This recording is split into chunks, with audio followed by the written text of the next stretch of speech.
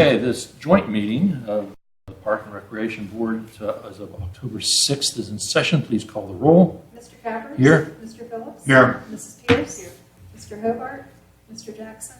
Mr. Dunn? Mrs. Snipes? Mr. Hefner? And the rec board couldn't be here. I talked to Marty Hobart, and they've just got all sorts of conflicts for this meeting. They, in fact, have changed the times of their meetings to 4 o'clock in the afternoon because of some conflicts that they had on their schedule. So they wanted to let us know that it's not because we didn't shower or something this morning. Okay. We have the minutes for our July 15th joint meeting and our September 1st meeting.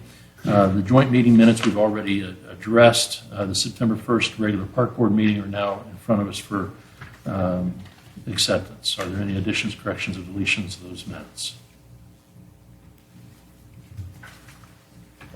Hearing none, I'll entertain a motion to accept those minutes.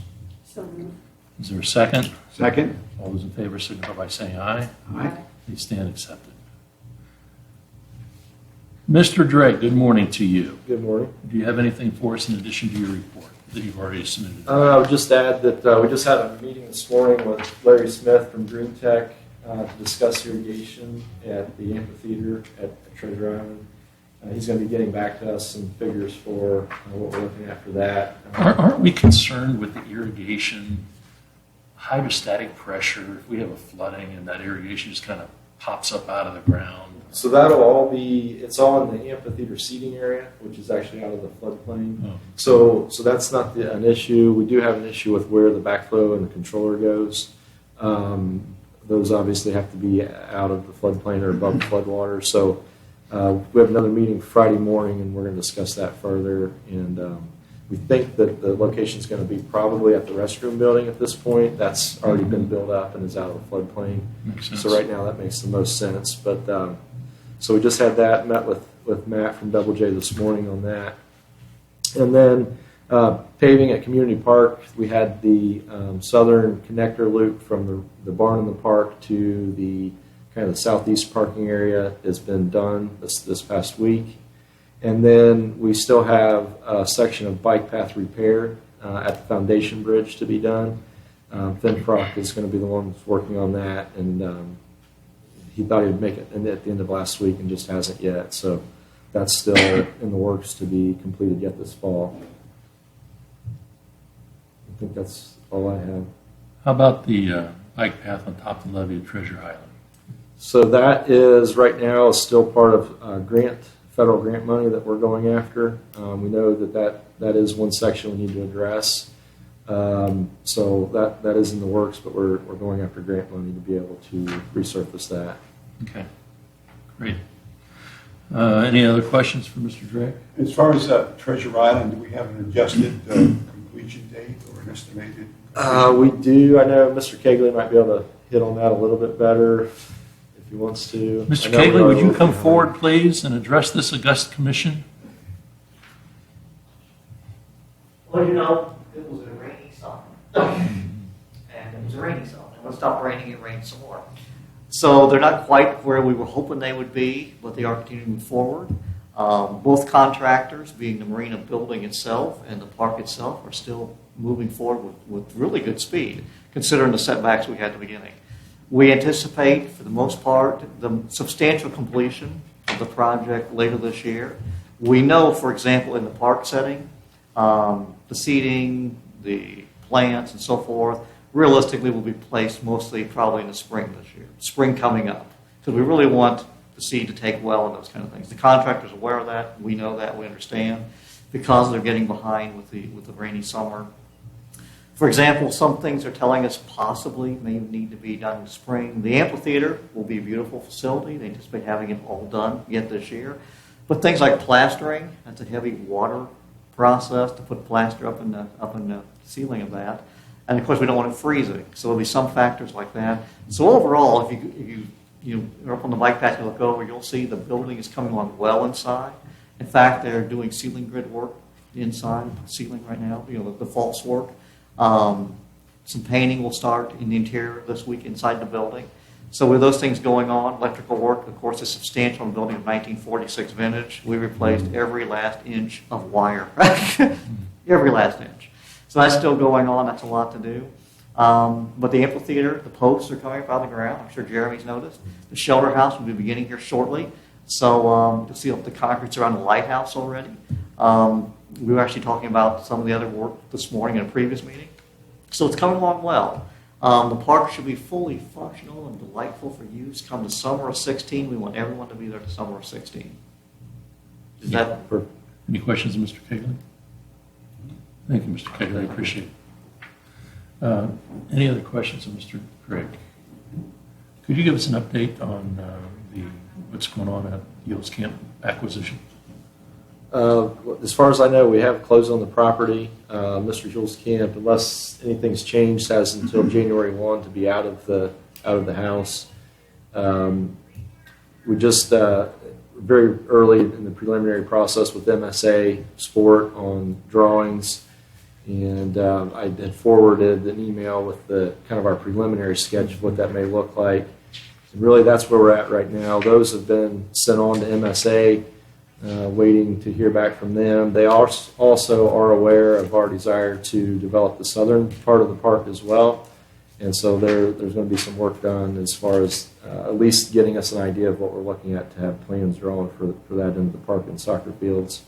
So right now, just waiting to hear back from MSA. They've got the plan, all kind of our specs and wish list, and waiting to hear back from them at this point. There will be a meeting, I believe, with all of with Patrick and some of the user groups that we're looking at, some of the partners and the park board, to all come together to discuss that further once we get a little bit closer. Make sure we are kept in the loop on that, if you would. Yes, for sure. Any questions, Mr. Ray? Thank you very much. Thank you. Mr. Seiler, excellent presentation at the Optimist Club yesterday, by the way. You missed Thank you. Ken was there. Do you have anything to add to your report? Just I'd like to maybe add a little bit about what I spoke of yesterday at that meeting, and that is we anticipate going to bid next week for the construction portion of the Hobart Arena renovation project, and that'll be out for 3 or 4 weeks. So we anticipate that project will likely start hopefully around the end of November, beginning of December, and it's anticipated that it will last approximately 10 to 12 months. So we should be completed by the end of 16 with that project. Were you satisfied this year with the attendance results? The attendance results at the pool? At the pool, we were disappointed again with another rainy summer, especially during the month of June, which is primarily the month where we really see excellent numbers when we have good weather. And also, that's a great time frame in which we secure the majority of our memberships.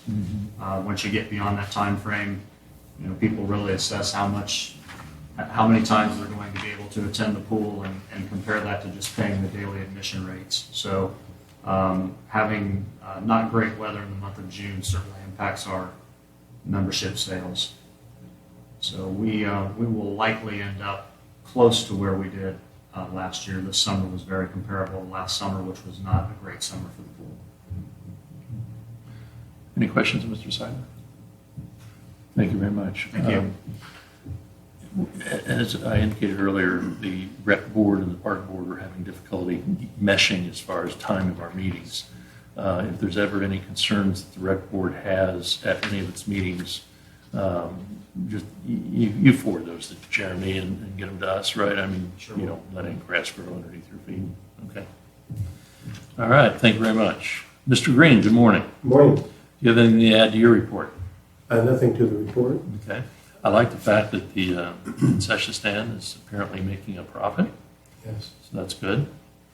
Do you want to address the commission on anything? Yeah, we wanted to talk about, next year, the rates for next year. Right. As you know, this year we raised the membership rates, and so I did not feel that would be a good idea to do it again this year for 2016. And as far as the green fees, our daily fee rates, I've contacted two of our biggest competitors, which is Homestead and Pickwick and Echo Hills. And they at this time are not planning on raising again. And they are still underneath our rates at this time as it stands. On the weekends, Homestead's $21, we're $23. Weekdays are 18, we're 20. And at Echo, they're 19 on weekdays, we're 20. And on the weekends, they're 22, we're 23. So already, we're higher than our two main competitors. And, Cliffside is somewhat our competitor too, but they're even under that. They only charge like $15 during the So how much do you want to raise your rates? Well, my recommendation, the board members that I talked to, is not to raise them for next year. Maintain And to what stay competitive with everybody else, because as we've talked about in the past, it seems like everybody is, if anything, is going down instead of up, especially with their specials. I mean, there's so many specials out there where they're charging $20 for 18 holes in a cart, especially on certain days during the week, that, that's pretty hard to beat that.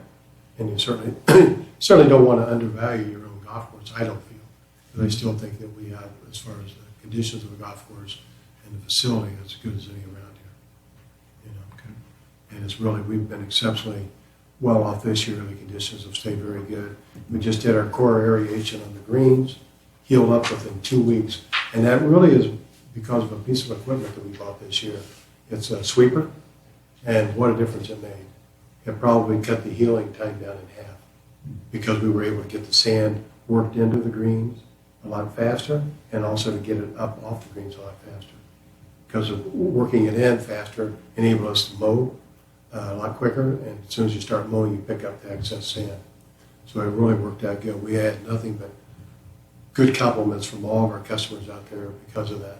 And it really had to, even though we had great weather for it, it really was the broom that really did the job, because it just does such a better job. Good. So that was really money well spent for us. Okay, we need to take action to establish the fees for 2016. We've heard the recommendation of our golf professional that we maintain the rates for 2016 the same as they were for 2015. Is any action want to be taken by the commissioners? Well, I would move that with his recommendation, we maintain the current price structure for 2016 as is 2015. Okay, there's a motion. Is there a second? A second. Any further discussion? All those in favor signify by saying aye. Aye. Opposed? Okay, Ken, thank you very much. Thank you. Do you have anything else to present to us? No, not this time. Any questions of our golf professional? Okay, thank you. I don't have any report from the Planning Commission that affects the Park Board. We've got a couple of donations we want to accept publicly, thanking those people that made the donations. Number one, we have a check from the William H. Meyer Successor Trust in the amount of $1,506.27. And we also have a statue actually of a frog on a lily pad that's going to go out in Duke Park that was received from Tom and Pat Robinson. And we'd like to thank them for their donation. And we'd like to accept that by moving to accept those in our public record, and I so move. Is there a second to that motion? I'll second. Any further discussion? All those in favor signify by saying aye. Aye. Opposed? Okay, so those two gifts are accepted. Mr. Titterington, did you have anything you want to address the board with?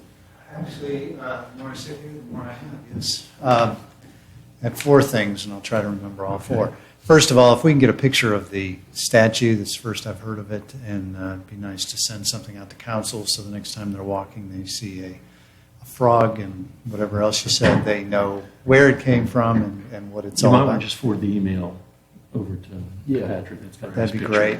To clarify, on the bike paths on Treasure Island, at the top of the levee at Treasure Island, I believe that is part of a grant that we've already received that we anticipate we will be getting, I think it's in 2018.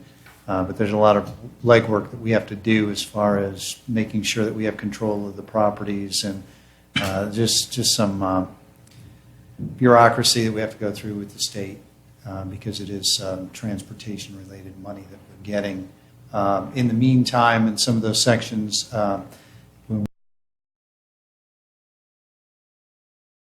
So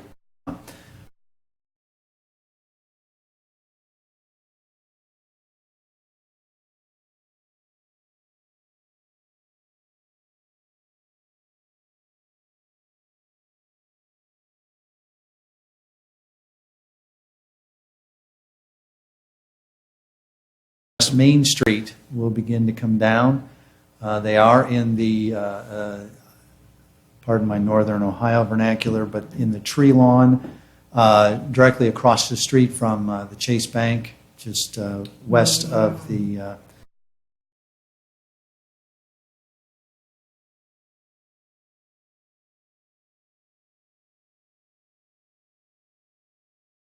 be paying to have those come down.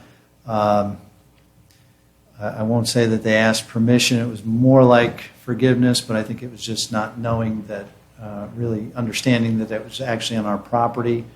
However, staff, including Jeremy, did talk through that issue, and there are some concerns with having those trees continue, particularly for the property owner, because the root system's in their sewer system, and they've spent several hundreds, if not thousands, to continually clean out their sewer. There are also, of course, they're huge sycamores, I think. Yeah, I know my trees. They're beautiful trees, though. Yeah, it will significantly change the canopy and the look out there, at least in that particular area. We do anticipate in 2 to 3 years we will be doing starting a major road project on West Main. So them getting out of the way now may help us in our redesign work. We will attempt to include in the design some replacement of those trees with more appropriate street trees. Certainly nothing as tall and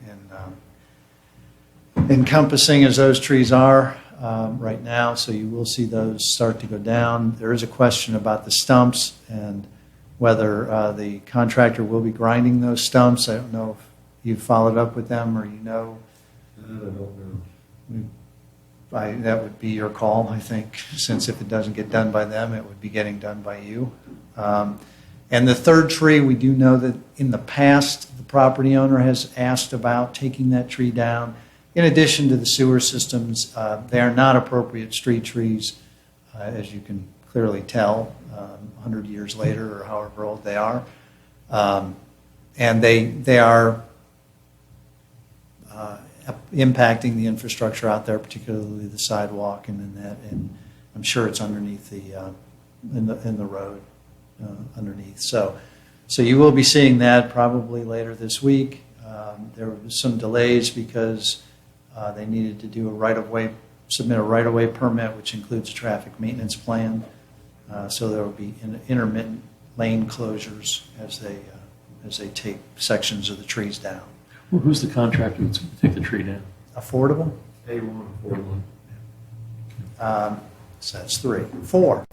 The Hewells Camp property, just to circle back on that, I do want to publicly acknowledge all of the grant funds that we've received for this.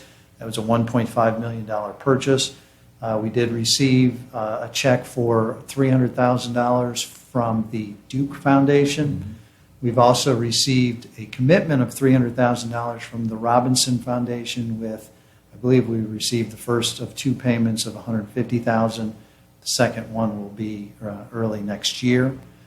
Also entertaining a purchase agreement with the Miami County Park District to purchase 38 acres along the river in the floodplain. That will be contingent upon them receiving an Ohio Department of Natural Resources grant early next year, which will be approximately another $270,000. As Jeremy mentioned, we have been talking with MSA about designing the ball field complex with some recognition that we want to get what we need out of the complex, but also keep some access to the north side of that, so the 15 to 18 acres, whatever that amount adds up to, can be accessible off of Riverside for some future, maybe low-density residential development. The other vendors, the other users of the property, are you going to be contacting them concerning contributions? Yeah, Jeremy mentioned that one of our next steps is we get some better designs and preliminary cost estimates from MSA is to sit down with, we've started to identify the major users, Troy Junior Baseball, Riverside, et cetera, and have individual and group conversations with them, make sure that this is what they would want, and then talk about capital and operating contributions moving forward. Let's go back to the parks and trees and all that sort of stuff. The Ritter Aviation of Veterans has been real prominent in parts of town. Are we suffering any of that in our park system with what they're doing, putting in new gas lines? We've not had any impact in the parks. I did consult with a homeowner on, I think it was 415 West Franklin. There's a large sycamore there that over the years through the sidewalk project and different things, he's been really concerned about protection of that tree. So I did meet with them and help consult on boring, and our sewer maintenance department did a sewer line repair there, and so I was present when we hydrovac'd the hole out to repair that pipe to make sure, very minimal roots were cut and so forth. So that's been the only one really impacted by any of that project so far. Any questions, Mr. Chittenden? Patrick, thank you very much, sir. Anything else that the commission wants to discuss? I do have Yes, sir. one new request. This came in from Miami County Public Library, and I did provide some information to each of you that Nancy Hargrove had presented to us. What they are asking of the park board is, what they're interested in doing is more of a permanent storybook walk. And I don't know, you probably recall in years past in the fall, they've done a small temporary storybook walk in Bruckner Park. And so they'd like to continue that, but then also looking at some possible grant money that they would take care of securing, and looking for board approval to possibly do more of a permanent walk. And they're completely open to what parks it goes in. They're looking at approximately 20 different stations that would be very similar to what they've already done at Bruckner. Basically, you walk by, each sign is a page of a book, and so it gets kids interactively walking along a trail or a path and reading as they go. So she's provided some information there on storybook walks. It came up in the discussion I had with her what potential parks that we could utilize this in. One that came to mind right away for me that I mentioned to her was McKay Grace Park.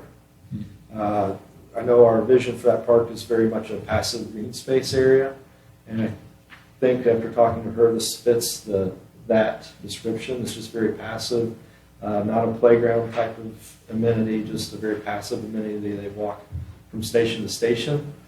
She gave some examples. There was a couple different pictures of like a pedestal mounted sign, and one of the first signs, of course, would be a name with denoting the partnership between us and Miami County Public Library. And then she's looking at some different suppliers, doesn't have that nailed down quite yet, but they would like to do an interchangeable one, and they would have them on display from anywhere from 6 to 8 months or so, and then they would change it out with a new book so that it's not just the same book all the time. And so I guess at this point, just looking for approval, if this is something the board would be interested in, allowing them to proceed with securing grant money. And also, if McKay Grace, they're very much open to McKay Grace Park. They liked it. It's very close to the library, close to Lincoln Center, close to Haywood, Kyle Schools. So kids are very close. They can walk from the schools and take part in this. So they like that idea. If the board is open to that, basically right now, just they're seeking approval to move forward with more of a permanent storybook walk in one of our parks, and right now that being McKay Grace. I like the idea. I like the location. I think that'd be a good use of that park. What kind of vandalism problems have we had in McKay Grace Park? I brought that up because we have the Waco signs there. We've got 3 of them. Not Waco, the signs for the trees and our relationship with Japan. And we've had 2 instances of vandalism on those signs over the last, probably 8 or 10 years. Mm-hmm. So I mentioned that to her, that's a concern for that park. The good thing is that with them being interchangeable, the book themselves will be covered under a plexiglass or Lexan cover. Hopefully, what we've gone to now with the replacement signs that are there now, just the top part could be replaced fairly inexpensively. Before we had a solid plastic sign that was all mounted on a solid piece of plastic. Now we've got a much thinner, less expensive material with a cover over them. So if they get vandalized again, we can replace the cover. And I think that's moving forward. If we do this, that's going to be the recommendation to them to look for some type of material, a sign, a pedestal that has a removable cover that we can just replace the cover, because that's a very real possibility. And this is a project that they're undertaking at their expense, right? Correct. Have you also talked to them about future upkeep, like the replacement of these? I did not. I think they should be prepared for that. Okay. Yeah. But I like the idea. Yeah, you don't need a motion approving that now, do you, or do you? One thing that's still up in the air is exactly what this is going to look like once they have a supplier nailed down, and maybe at that point I think we get official approval because we'll have a better idea of what they'll actually look like. Yeah, we don't know what we're approving yet. Why don't you just take back to her the fact that we have a pretty good indication that we're excited about the project. Okay, and McKay Grace Park is where Yeah. we would prefer, because it really has to be it would be ideal to have a closed circuit or a trail to lead them on. Yeah, That's sure. why Bruckner Park has worked so well. And that one, Duke Park, but we're so busy at Duke Park already with other activities. I think this fits McKay Grace I think it'd be a great really idea. well. So I will report back to them and let them know the board is interested in moving forward. And once they have an actual design and a supplier, then we'll bring that back for official approval. Good. Okay. Anything else? Anything else from the commissioners? Okay, I'll entertain a motion to adjourn. So moved. Is there a second? Second. All those in favor, signify by saying aye. Aye. Opposed? Thank you.